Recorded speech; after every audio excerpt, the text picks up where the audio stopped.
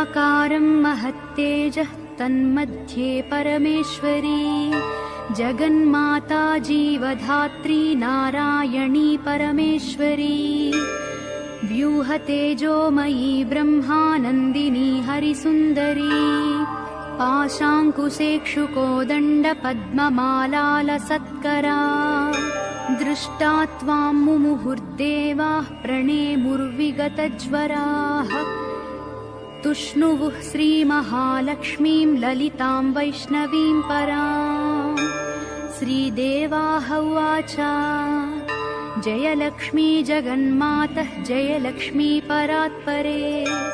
जय कल्याणनिलये